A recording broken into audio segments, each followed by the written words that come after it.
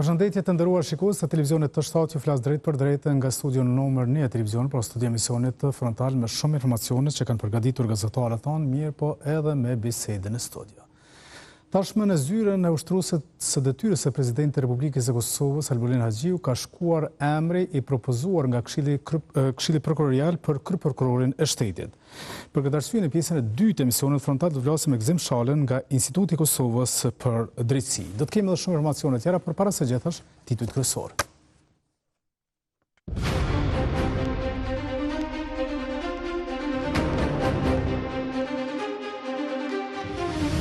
Klinika infektive del me njoftim, thotë se 70 pacientë të dyshuar për helmim kërkuan trajtim, prokuroria nis hetimet.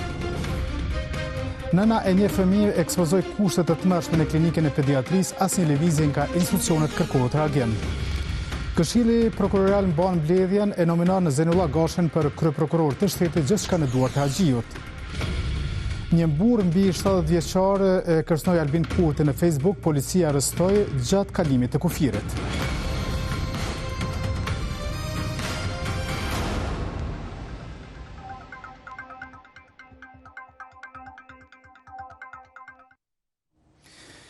Emisioni frontale për sot e nisi me klinikën infektive, atje ku kanë kërkuar shërim 70 pacientët të cilët kishin konsumuar produkte siç duket e elmuara, dhe për këtë arsye 70 pacientë kanë kërkuar ndihmë mjekësore në klinikën infektive me simptoma të dyshuara të elmimit pas konsumimit të ushqimit në rrjetin ushqimor. Për këtë arsye kanë nisur edhe hetimet.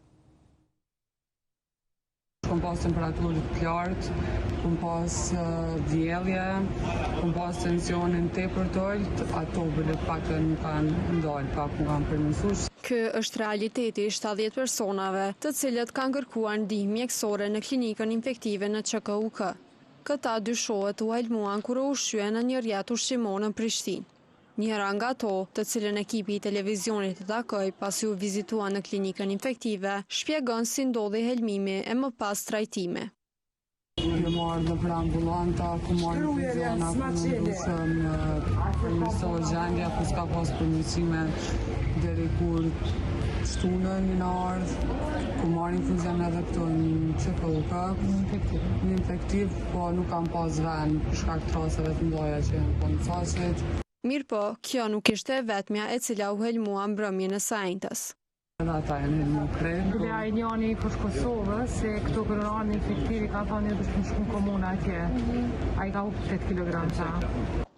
Ndërkaq, deri të hënën, prej 70 pacientëve të cilët kanë kërkuar ndihmë mjekësore, 22 janë hospitalizuar për trajtim të mëtejshëm. Pacientët e hospitalizuar janë në mbikëqyrje të vazhdueshme mjekësore dhe po marrin trajtimin e nevojshëm në përputhje me gjendjen e tyre klinike. Aktualisht gjendja klinike e pacientëve vazhdon të kërkojë trajtim dhe monitorim të vazhdueshëm. E institucionet e sigurisë kanë bërë të ditur se menjëherë pas informimit janë ndërmarrë veprimet e nevojshme. Menjëherë janë ndërmarrë veprimet e nevojshme policore në koordinim me prokurorinë e shtetit dhe institucionet përkatëse. Ndërkaq, televizioni ka tentuar të kontaktojë edhe Saç Pican, Agjencinë e Ushqimit të Veterinarisë, Ministrinë e Shëndetësisë edhe Inspektoriatin e Sanitarisë, mirë po të njëjtit nuk kanë kthyer përgjigje gjatë së hënës. Nga klinika infektive shkojmë në klinikën e pediatrisë, atje ku një nën ka alarmuar për kushtet në të cilat pra është duke u trajtuar dhe u shëruar djali i saj, mirë po dhe shumë fëmijë të tjerë të cilët kërkojnë shërim në këtë klinikë, mirë po përballen me kushte jashtëzakonisht të vështira. Për të kushte të tmerrshme, ajo ka alarmuar edhe në rrjetet sociale, për çka nuk ka pasur asnjë reagim nga institucionet e Republikës së Kosovës, përkundrazi stafi ka nisur presionin ndaj kësaj nëne. Kjo është gjendja e shtretërve në klinikën e pediatrisë në Prishtinë. Pamjet i publikoi një nën e cila po trajtonte fëmijën e saj në këtë klinikë. E veprën e Dante Aligjerit, komedia hyjnore e krahasoi me realitetin të cilën ajo kishte kaluar gjatë ditëve të qëndrimit në këtë repart. Në hapësirat sanitare, gjen kosha të mëdhenj, rroba të grumbulluara dhe një vask që të bën të mendosh se gjejena është më shumë se një koncept teorik se sa një praktikë spitalore. Muret janë të zhveshura e të dëmtuara, dyshekët të njollosur. Pajisjet mbahen bashkë me lidhsa plastike, shirita dhe improvizimet që do të ishin kreative në një punëtori shtëpiake, por bëhen disi më pak simpatike, kur janë pjesë e një shtrati spitalor për fëmijë. Por në vend që autoritetet të merren me gjendje në klinik, për shkak që nën ka alarmuar, ndaj saj filloi presione. Sot rreth orës 10:30 më kanë vizituar prap, me që rast më është thënë se ato që kam shkruar janë të pasakta dhe më është kërkuar edhe raport lidhur me rastin dhe atë me gjesh drejtuar duke më thënë se duhet ta shkruaj deri në orën 11. Televizioni të shtatë ka kërkuar çështje për të parë gjendje në pediatri, por një gjë e tillë nuk ju lejua. Sido që të jetë, në pamjet e siguruara nga pacient brenda, vërtetojnë situatën brenda këtij institucioni shëndetësor. Pavarësisht kësaj gjendjeje, prindërit që kanë fëmijët në trajtim kanë fjalë të mira. Kushtet këto që janë, vetëm Kosovën e pas luftës që 26 vjet domethënë ka mujt më bëu më mirë. Kushte normale, nuk e di që ka diçka me rëndësi trajtimi dhe shërbimi në kon nivel, apo den.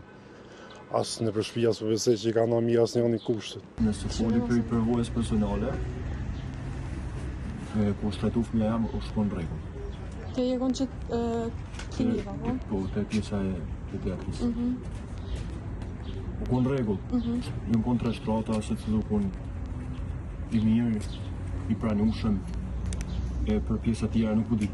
Gazetari Bujar Vitia, që merret me problematikat e shëndetësisë, tha se zyrtarët e SHSKUK-s e ÇKUK-s nuk do t'i vendosin fëmijët e tyre në këtë klinik. Është e dhimbshme për një prind me shku në ÇKUK dhe me vendos fëmijën e vet në atë dyshek. Po besoj që askush nga zyrtarët e ÇKUK-s, as SHSKUK-s dhe as Ministrisë së Shëndetësisë nuk do të pranonin që fëmijën e tyre ta vendosnin në atë dyshek. Duke folur për gjendjen e shtretërve në pediatri, Vitia në Kosova Live tha se prindërit detyrohen të flajnë në dyshemi. Para 2 jave kemi pa një gjendje paka shumë të njëjtë, ku nana është detyruar me hek dyshekun prej shtratit, me vendos në dyshemi, për shkak se shtrati ka qenë i dëmtuar, i thym, dhe ka qenë shumë nxehtë po ashtu dhe ka vendosur në dyshemi edhe ku ka flajt fëmia gjatë tërnatës. Ministria e Shëndetësisë tregoi se përgjegjës janë SHSKUK-ja, mirë po këta të fundit nuk thyen përgjigje gjatë së hënës. Njëjtë veproi edhe drejtoresha e pediatrisë Violeta Grajçevci Uka.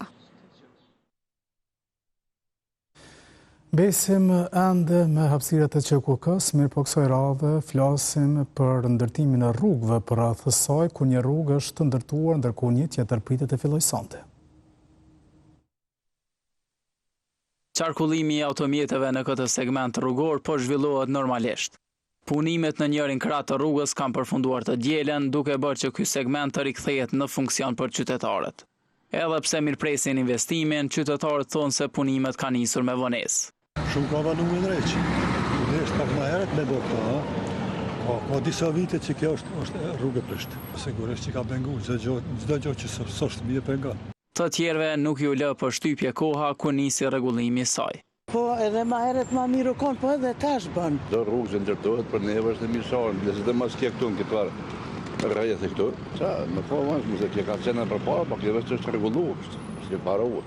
Ndërkohë ndonë se qarkullimi po vazhdon pa pengesa gjatë ditës, nga mbrëmja së hënës ky segment do të bllokohet për shkak të vazhdimit të punimeve në krahun tjetër të rrugës.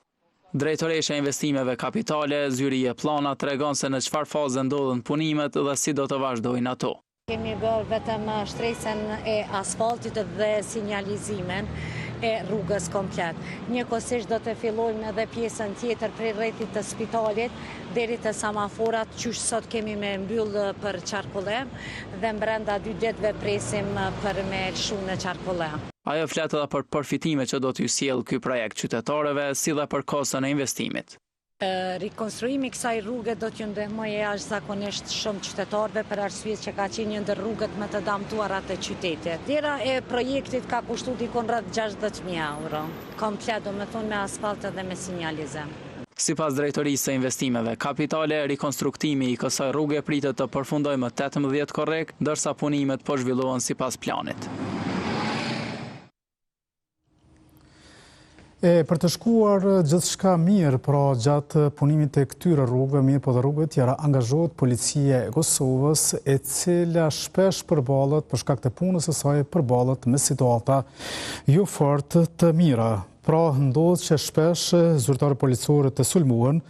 Vetëm gjatë periudhës janar-qershor të këtij viti janë regjistruar 66 raste të sulmeve ndaj personave zyrtarë. Misionin e kanë ofrimin e sigurisë, por vetë ishin shpesh në situata të pasigurta. Zyrtar policor gjatë ushtrimit të detyrës edhe u sulmuan. Sipas raportit 24 orësh të policisë së Kosovës, të diele në fushë Kosovë 2 polic pësuan lëndime nga një i dyshuar, derisa ishin duke kryer detyrën zyrtare. Si ky, vetëm gjatë këtij viti ndodhen edhe 66 raste të tjera, vetëm deri në nisje të muajit qershor. Në periudhën janar-qershor 2026 janë regjistruar gjithsej 66 raste të sulmet ndaj personit zyrtar. Për qytetarët, këto raste janë shqetësuese. Është një akt i shëmtuar sipas menimit tim, janë njerëzit tonë me të cilët ka mundësi më komuniku, më bashkëpunue. Mendoj që duhet mu trajtu duhet më trajtu ma mirë për shkak, duhet me pas ma shumë benefite, duhet me pas ma shumë një rrogë ma të mirë. Për dikë që ka punuar afër me zyrtarët policor, si shefi i hetimeve në inspektoratin policor, këto janë sulme ndaj rendit kushtetues në vend. Prezenca e një zyrtari policor në rrugë është shumë më shpesh dhe si rezultati krejt kësajna vijnë deri tere në ndonjë problem që mundet më shfaq. Tashti angazhuar si avokat, Aliu flet edhe për pjesën e dënimeve ndaj sulmuesve të zyrtarëve policor. Andaj, sulmet ndaj zyrtarëve policor duhet trajtohen me prioritet nga ana e gjykatës dhe nga ana e prokurisë, mirë po dënimet fillimisht varësisht prej shkeljes fillojnë nga 3 muaj deri në 3 vite për një vepër penale sulm ndaj personit zyrtar. Pikërisht këto dënime janë teje të ulta sipas një njohësi të çështjeve të sigurisë. Padyshim sulmet ndaj zyrtarëve policor të Republikës Kosovës është një treguese e qartë që brenda shoqërisë kosovare ka një potencial ngritje të aktiviteteve kriminale dhe rastet të cilat nuk trajtohen në mënyrë të shpejtë nga ana e sistemit prokurorit dhe gjyqësor dhe marrjen e dënimeve meritor, kemi pastaj e jep potencialin që ndaj zyrtarëve policor të ketë rritje të aktiviteteve dhe dhunës ndaj tyre nga ana e grupeve individëve. Më 10 korrekt, 3 zyrtarë policor u sulmuan në Ferizaj derisa po kryenin arrestimin e një personi. Policia e Kosovës e ka arrestuar sot gjatë ditës një person i cili dyshohet se kishte kërcënuar kryeministrin e Republikës së Kosovës Albin Kurti përmes rrjetit social Facebook. Mësohet se bëhet fjalë për personin me inicialet KG, 72 vjeçar, i cili u arrestua të dielën në pikën kufitare Stančić në zbatim të një urdhër arresti të lëshuar nga gjykata themelore në Prishtinë, departamenti special. Sipas informacioneve, i ndaluari kërkohet në kuadër të hetimeve për veprën penale, dhuna ndaj përfaqësuesve të lartë të Republikës së Kosovës, pasi dyshohet se me 30 tetor 2025 përmes Facebookut kishte publikuar përmbajtje me karakter kërcënues ndaj kryeministrit Albin Kurti.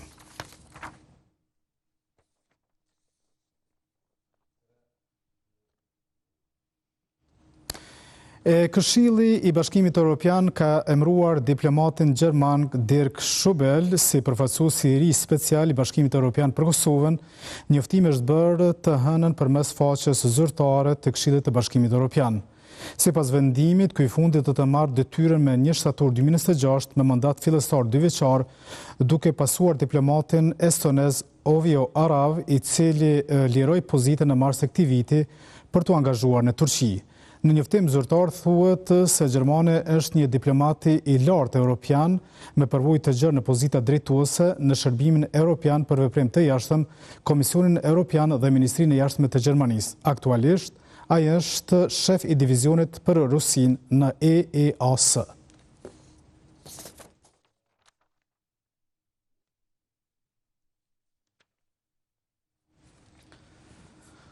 Emisionin frontale vazhdojmë me informacione të tjera dhe flasim për ish-presidentin e Republikës së Kosovës, zonjën Atifete Jahjaga, e cila ka treguar pse pranoi të ishte presidente konsensuale e Republikës së Kosovës.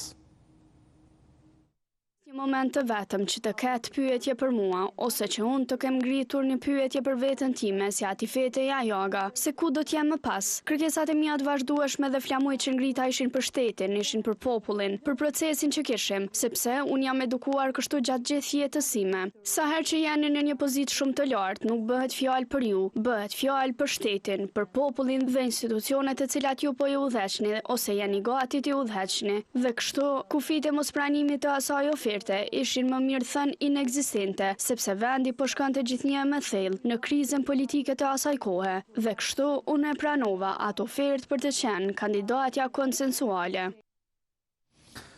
Asociacioni i gazetarëve të Kosovës, Lëvizja Fol, Instituti Kosovës për Drejtësi dhe Jurisja Flutur Akusari ka njoftuar se nuk do ta vlerësojnë procesin e përgjedhjes së drejtorit të përgjithshëm të RTK-s. Sipas tyre, vendimi bazohet në monitorimin e RTK-s, ku pretendohet se transmetuesi publik po përballet me presion politik, ndërhyrje në përmbajtjet e lajmeve dhe vonesa në paga. Ata vlerësojnë se bordi i RTK-s nuk gëzon liri për të vepruar sipas bindjeve profesionale gjatë përgjedhjes së drejtorit.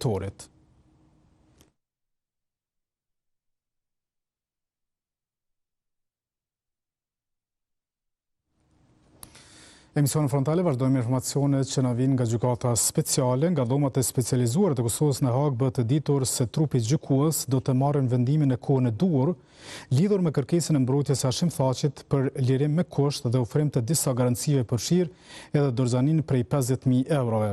Trupi gjykues do të nxjerrë një vendim lidhur me këtë kërkesë në kohën e duhur, ka deklaruar për Radio Dugaxhinin zëdhënësi i gjykatës speciale. Kërkesën për lirim me kusht e ish-presidenti Hashim Thaqi, mbrojtja e tij e ka parashtruar me 6 korrekt të këtij viti dhe brenda një afatit të arsyeshëm trupi gjykues duhet të kthejë një përgjigje. Përveç garancisë prej 50.000 eurove, thuhet se Hashim Thaqi nuk do të largohet nga territori i Kosovës dhe se ai do të dorëzojë pasaportën dhe çdo dokument tjetër udhëtimi.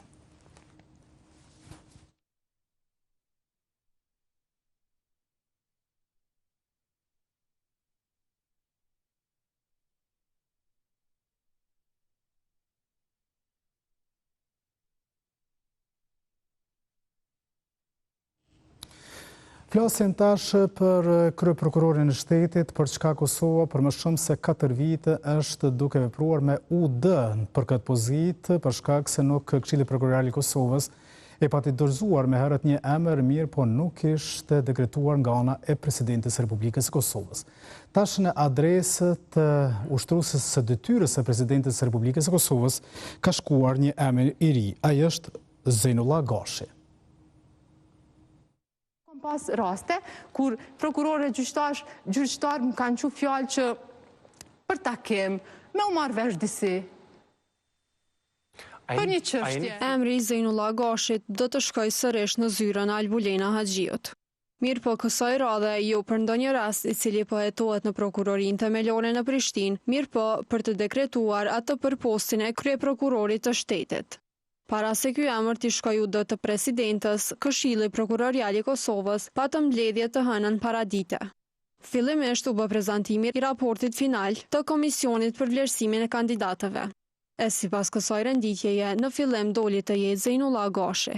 Zoti Zejnullah Gashi notën 1.6, dhe Dema 89.3, Naima Bazi 89, Rafet Halimi 87, Shqiptar Fazliu 86.3. E pas kësaj procedure vazhduan edhe votimet. Ndërkaq, pas përfundimit të tij, votat u bën transparente edhe për publikun. Zejnullah Gashi.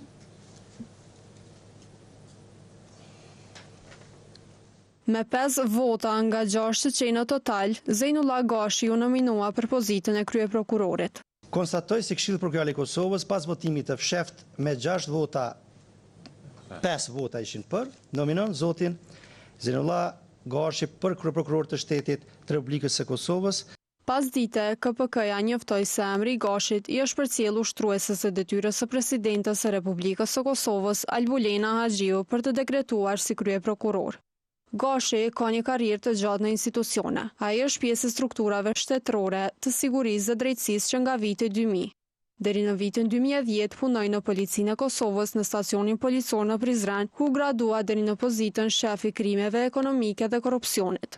Në vitin 2010, jurist me profesion u dekretua si gjyqtar në sistemin gjyqësor. Shërbeu për 5 vite si gjyqtar në gjykatën themelore në Prizren.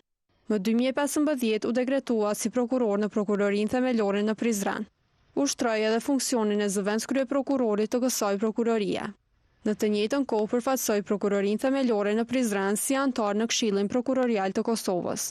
Nga viti 2023 deri më tani, Gashi vazhdon të ushtrojë pozitën e kryeprokurorit të prokurorisë themelore në Prishtinë. Organizatat e shoqërisë civile që kanë monitoruar këtë proces kanë konsideruar se i tërë procesi ka qenë i rregullt. Nga afër e ndoqën gjithë procesin. Nominimit të Zejnullah Gashit për pozitën e kryeprokurorit të shtetit i parapriu një proces i gjatë, i monitoruar nga organizatat e shoqërisë civile. Përfaqësues të tyre thanë të hënën se procesi është zhvilluar në mënyrë transparente dhe të barabartë për të gjithë kandidatët. Ka pas një qasje të transparente dhe të barabartë dhe nuk është vrejnë ndonjë element qoftë i favorizimit apo dhe një element që do t'i thejmë ashtu gjatë intervistimit do t'i përshtatej edhe pyetjet apo dhe procedura intervistimit ndonjë kandidati. Dërsa në pyetjen se nëse ushtruesja detyrës së presidentit ka kufizime në dekretimin e kryeprokurorit të shtetit, ai tha se aktgjykimet e gjykatës kushtetuese e kanë sharuar këtë çështje. Ka aktgjykime gjykatës kushtetuese që e kanë bërë qartë që për shkak të administrimit të procesit të drejtësisë, edhe ushtruesi i detyrës së kryeprokurorit së presidentit faktikisht nuk ka ndonjë kufizim. Unë besoj që nuk ka asnjë problem që të thjesht ta formalizoj dhe ta dekretoj kandidati për kryeprokuror të shtetit. Për Flamur Kabashi nga Instituti i Kosovës për Drejtësi, periudha prej gati 5 vitesh pa pasur kryeprokuror shteti është problematike në drejtësi. Pra, sot përfundoi edhe procedura sa i përket pjesës që ka pas Këshilli Prokurorial i Kosovës. Këshilli Prokurorial e nominoi zotrin Gashi për kryeprokuror të shtetit. Tash e kemi procedurën tek presidentja e shtetit për ta dekretuar të njëjtin. Republika e Kosovës ka mbetur me ushtrues detyre gati 5 vite. Sipas Kabashit, për dallim nga procesi i kaluar, kësaj radhe janë respektuar të gjitha standardet e nevojshme.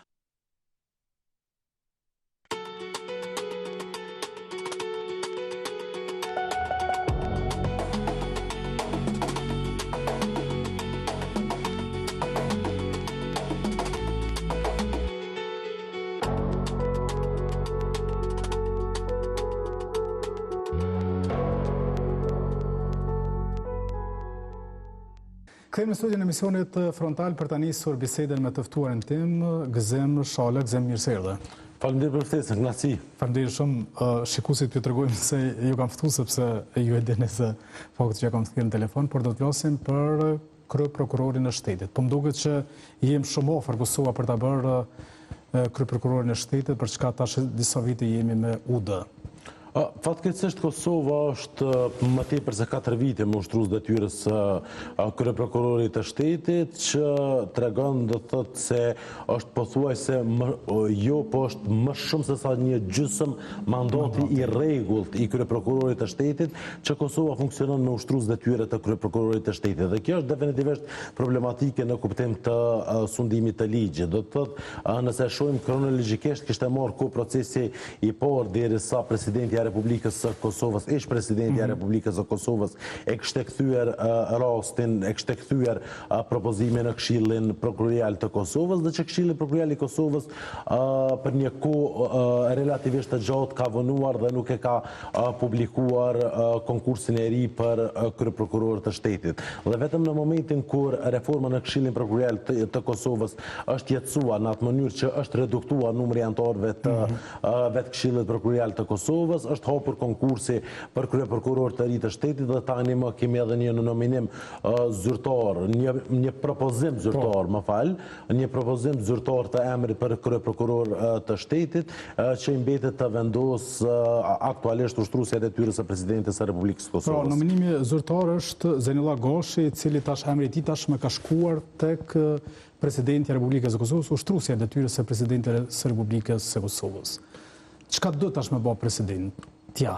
Tash, edhe në raport me procesin e kaluar, edhe në raport me këtë proces, ne asnjëherë nuk kemi thënë do të thotë se duhet ky kandidat apo duhet ai kandidat. Në asnjëherë thonë për shkak se ne jemi monitorues të këtij procesi, jemi ju si organizator nuk keni thënë, por ne kemi dëgjuar deklarata politike kur kanë thënë se ky ban dhe ky nuk ban. Ato kanë qenë ndërhyrje, ato kanë qenë ndërhyrje të hapura.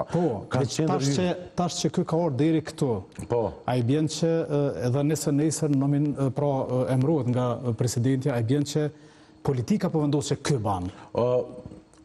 Në raport me deklaratat për cilat ju referoheni, deklaratat e tilla definitivisht kanë qenë ndërhyrje në drejtësi. Ndërhyrje poste në drejtësi, shkelje e kushtetutës së Republikës së Kosovës, dhe që fatkeqësisht do të thotë kjo ka ndodhur do të thotë nga foltorja e kuvendit, nga aktualisht kryeministri në detyrë zotëri Albin Kurti.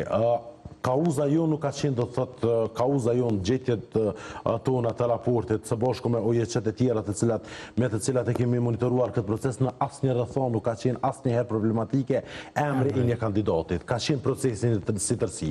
Po e tregoj për të kaluarën pse ka qenë procesi si tërësi. Është shumë shkurt për shkak se tash përse për procesi si tërësi në atë kohë ka qenë problematik për shkak se është dizajnuar në mënyrë jo adekuate. Për shembull, kanë qenë të paqarta koncept dokumentet, formularët e tjerë.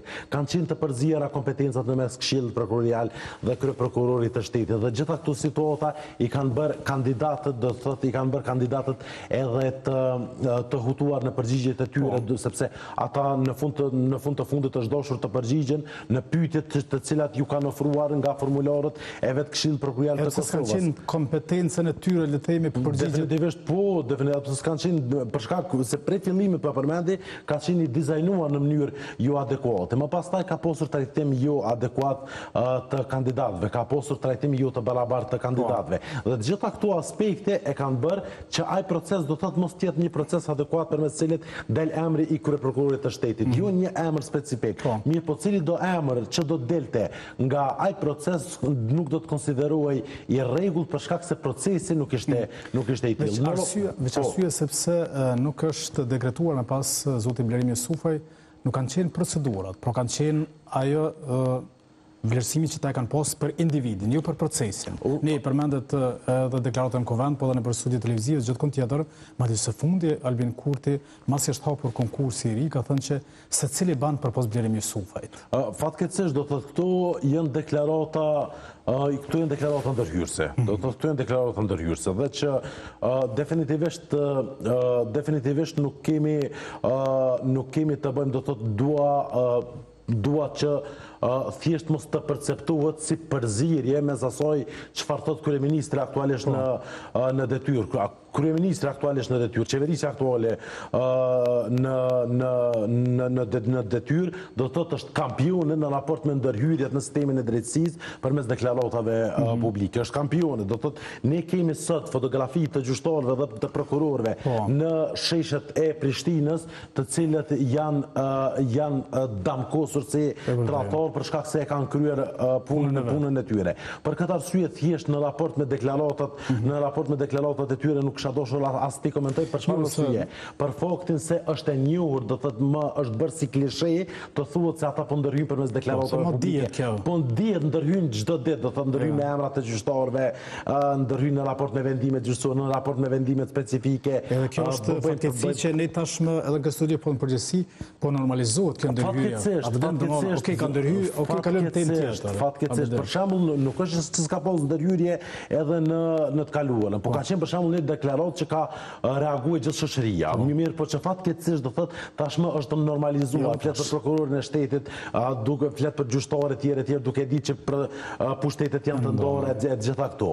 Por në esencën e saj, procesi ishte i kontaminuar. Ky proces i ri Këtë proces e kemi monitoruar që nga fillimi i tij. Kur them që nga fillimi i tij, po flasim që nga momenti kur ka filluar që të ndryshohet rregulloria për të dizajnuar në mënyrë adekuate procesi, për të dizajnuar. Dhe që anëtarët e Këshillit Prokurorial të Kosovës, kur i kanë pa, do thotë gjetje të cilat kanë dalë nga Instituti i Kosovës për Drejtësi, organizata të tjera partnere, partnerë ndërkombëtar, do thotë që po ashtu kanë kërkuar hapjen e një konkursi të ri i cili duhet të jetë transparent dhe meritor, për shkak se në raport me këtë çështje, mos harrojmë nuk kanë qenë vetëm organizatat IKD dhe organizatat e tjera partnerë me të cilat e kemi monitoru këtë proces, mirë po kanë qenë edhe partnerë ndërkombëtar që vazhdimisht kanë kërkuar hapjen e një konkursi të ri i cili duhet të jetë transparent dhe meritor. Dhe në rastin konkret Instituti Kosovës për Drejtësi vazhdimisht ka bërë thirrje që të hapet ky proces. Nuk është hapur ky proces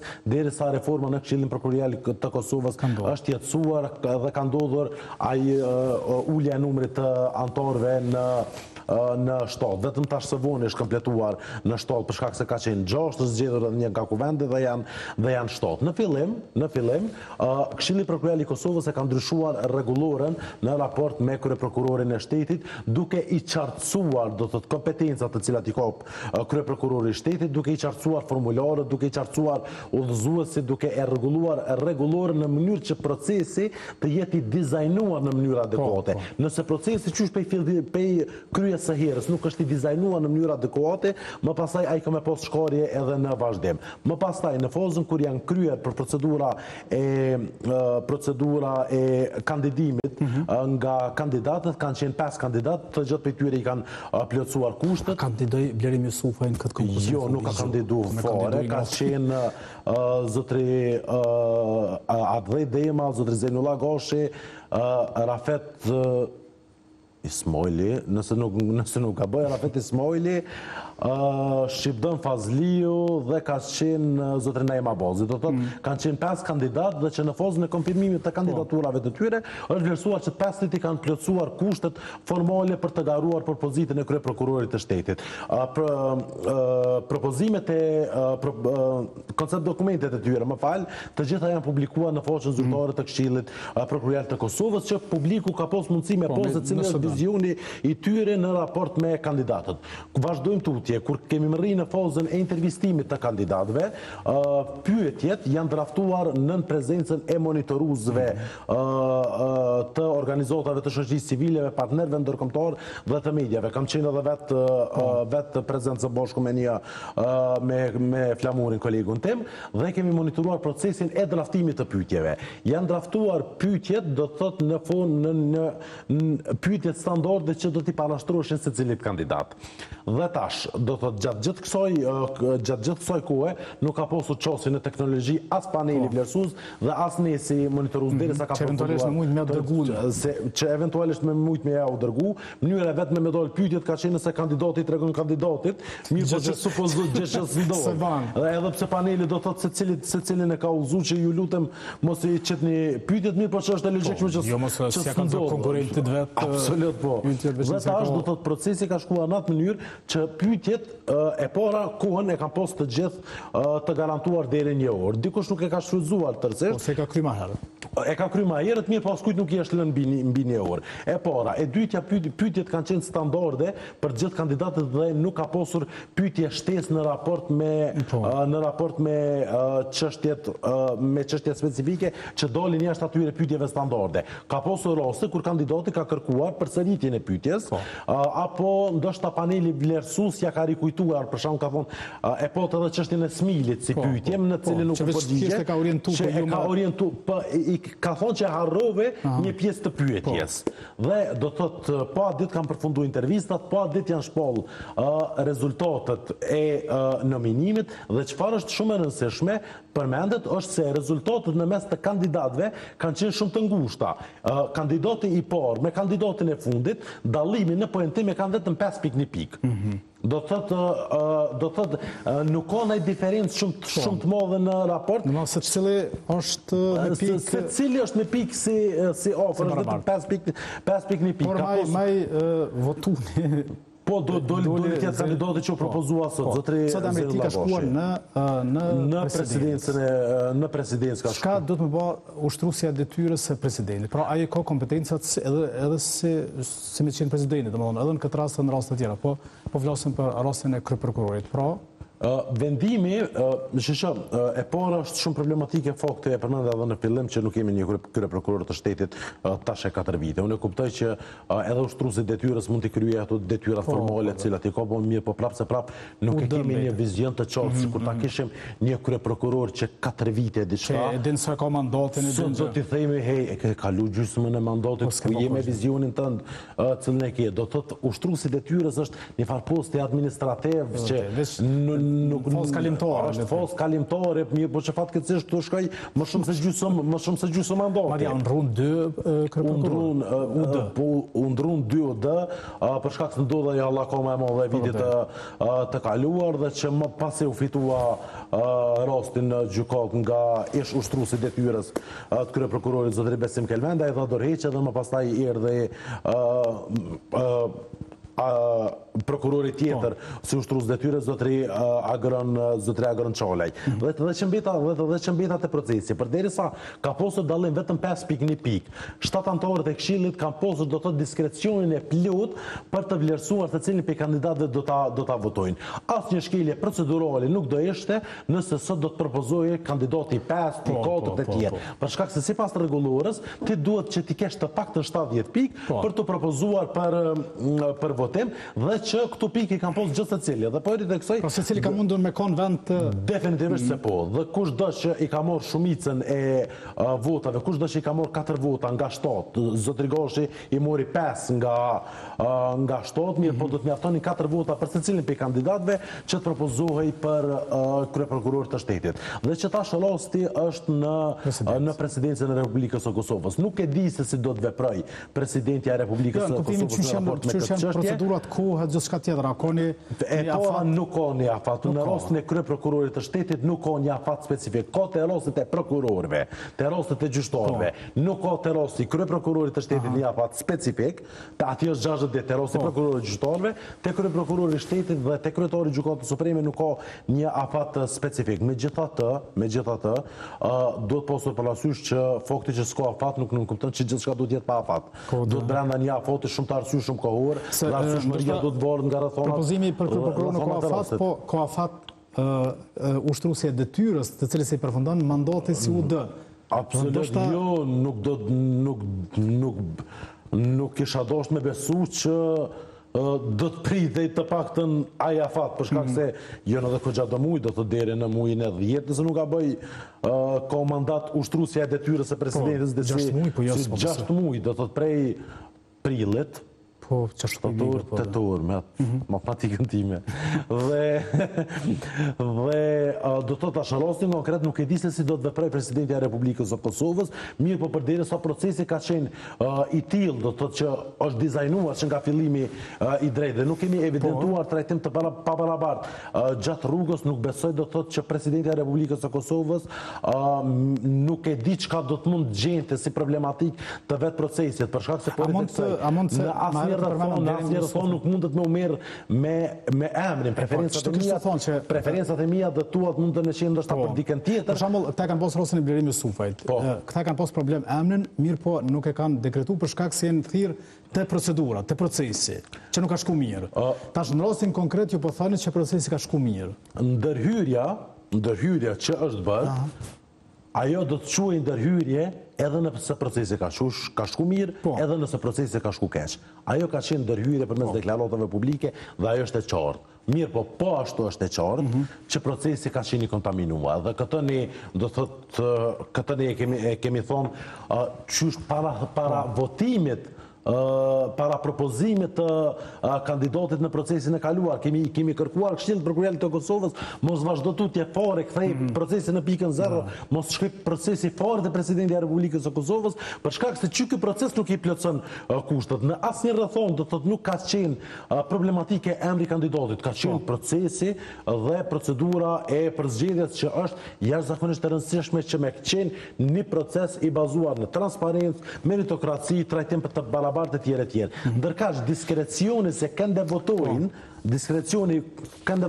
si në aspektin profesional, mirë, po si në aspektin e dhënies së votës, u takon anëtarëve të Këshillit Prokurorit të Kosovës. Në aspektin profesional, po eri theksoj se kemi pasur një dallim vetëm prej 5.1 pikëve, që do thot nuk ka çu pesh asgjë fakti se më pastaj çfarë do të ndodhte në Këshillin Prokurorial të Kosovës. Ndërkaq vota i është dhënë do thot kandidatit të parë, mirë po që proceduralisht procesi do të ishte plotësisht i rregullt, nëse ta zëm 4 vota do t'i merrte kandidati i 5 dhe ai do të propozojë për kryeprokuror të shtetit.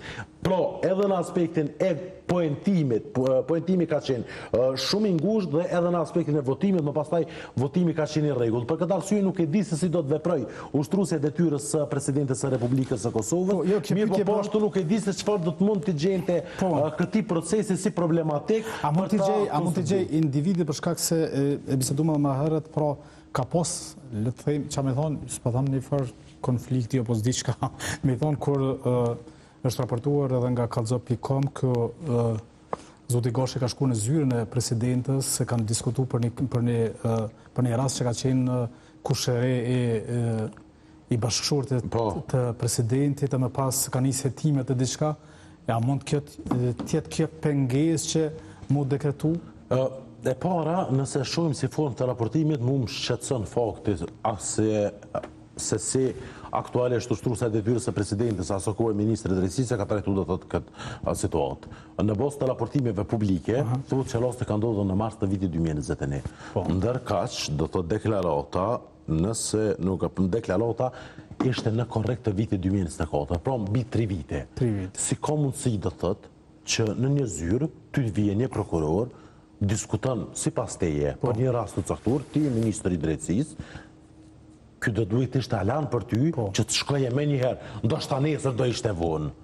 Ndërsa kjo ka shku pas 3 viteve. Do thotë kjo është problematike e parë. Unë nuk e di se si ka mundësi do thotë me u trajtu në këtë mënyrë. Jo nuk po bëj tash publik, mirë po kur të kalojnë 3 vite tutje, unë po dalë dhe po lloj deklaratë dhe po them se para 3 viteve ka ardhur kështu. Do të ka dëgjuar Alborin Haxhiu për pretendimet e zotit Gashi për të bërë kryeprokuror, edhe ja kanë nxjerr. Nuk e di për atë çështje, nuk e di përbes për atë çështje, mirë po e di se si ministër i drejtësisë, një ministër i drejtësisë nuk vepron në atë mënyrë. E informon do të thotë autoritetin kompetent, prokurorin, kushdo kohë tjetër, e informon me njëherë. Dhe aspekti tjetër është se brenda prokurorisë speciale kjo çështje është mbyllur. Dhe përgjigjja zyrtare e prokurorisë speciale të Republikës së Kosovës është se në rastin konkret nuk kemi gjetur elemente të veprës penale dhe për këtë arsye nëse nuk gaboj, nuk e kemi vlerësuar se duhet filluar hetimet. Për këtë arsye do thotë është shumë problematike mënyra se si është trajtuar kjo çështje. Nëse raportohet mas 3 viteve e diçka, një rast që ka ndodhur para 3 vite, para më shumë se 3 viteve, definitivisht se është problematike. Nuk e di se cilat kanë qenë aspektet subjektive, mirë po definitivisht se një ministër i drejtësisë nuk duhet të veprojë në këtë mënyrë. Nëse shen një parregullsi çfarë do të qoftë ajo duhet raportuar me njëherë dhe ju të pritën vite të tëra që më pastaj të trajtohet si çështje, për të cilën do thotë prokuroria speciale e ka mbyll rastin dhe për cilin kemi porë se edhe tani më i propozuar i për kryeprokuror të shtetit e ka dhënë një përgjigje të tij se çështjet e tilla nuk qëndrojnë, janë keq kuptuar etj. Pse është rëndësishme, sepse është diskutuar tash 4 vite për pozitën e kryeprokurorit të shtetit dhe tendencën me kap prokurorin se cila parti politike, në këtë rast lëvizja vetëvendosje. Me gjithë këtë proces që ka ardhur deri këtu, ndoshta nesër edhe zoti Gashi do të mund të jetë kryeprokuror i shtetit. A mund të themi që prokuroria e shtetit shpëtoi me zotin Gashi, shpëtoi pa u kapur nga lëvizja vetëvendosje, apo mund të themi që lëvizja vetëvendosje e kapi edhe prokurorinë? Nuk mund ta di këtë dhe nuk mund ta them këtë për një arsye kështu shumë sinqerisht. Për shkak se nuk kemi monitoruar procesin në këtë dimension. Ne vazhdimisht e kemi thënë, një proces i drejtë e nxjerr edhe një kandidat meritor. Dhe në rastin konkret kemi pasur një proces të hapur dhe që kanë kandiduar 5 kandidat. Dhe njëri prej tyre është dashur që të zgjidhet. E para. E dyta, po i theksoj se në proces të poentimit, nëse vetëm 2 kandidat kishin qenë, unë edhe ti, dhe ti ki 5 pikë 5.1 pikë më shumë se sa une, nuk në kupton që ti je jashtëzakonisht më i mirë se sa une. Jemi aty, apo jo. Dhe treta është aspekti që Këshilli Prokurorial i Kosovës tani më është një këshill prokurorial i reformuar. Janë 3 anëtarë që zgjedhen nga prokurorit, kryeprokurori i shtetit është ex officio dhe janë 3 anëtarë që janë të zgjedhur nga Kuvendi i Republikës së Kosovës.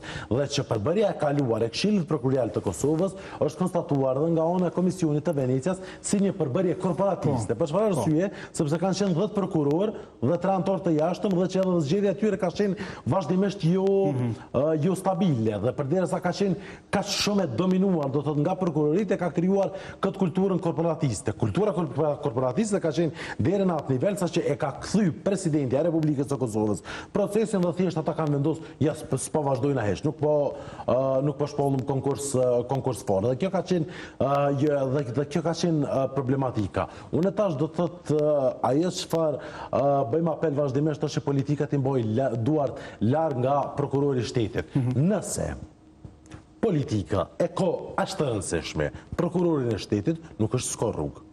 Ne ta ndryshojmë kushtetutën.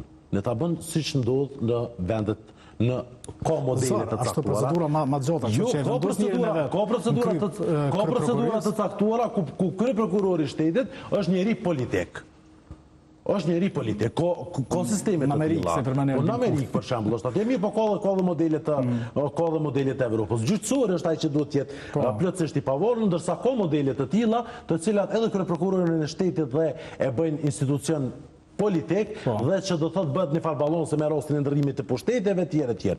Nëse veç e don atë model, po përderisa e kemi këtë model, e kemi modelin që i garantohet pavarësia sipas kushtetutës së Republikës së Kosovës, definitivisht se politika duhet të mbojë duart larg nga sistemi i drejtësisë, nga gjykata, nga prokurorit, nga të gjitha institucionet e tjera të cilat janë të pavarura sipas kushtetutës së Republikës së Kosovës. Kosova ka humbi jashtëzakonisht shumë kohë me procesin për kryeprokuror të shtetit dhe që definitivisht po ritheksoj është e domosdoshme që të ketë një prokuror të tillë. Në rastin konkret, arsyeja do thotë pse po përmendi është sepse në bazë të një metodologjia paraproke që është parafërsisht e njëjtë metodologjia sikur se ka qenë në procesin e kaluar, është monitoruar dhe ky proces i cili proces ka rezultuar të jetë i drejtë dhe po e përsëris, cili do prej kandidatëve që sot do të merrte 4 vota, ai kish me pas mundësi me u propozu për kryeprokuror të shtetit derisa më pastaj çështja i takon aktualisht ushtuesit të detyrës së presidentit të Republikës së Kosovës.